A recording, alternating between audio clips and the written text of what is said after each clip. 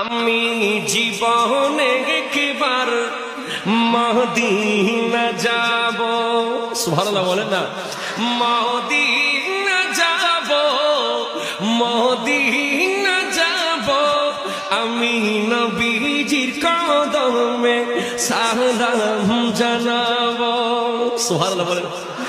যাব কেমনে খুদা রাস্তা দেখালাম, নবীজির দিদার মোরে নসিব করো না, নবীজির দিদার মোরে নসিব করো না।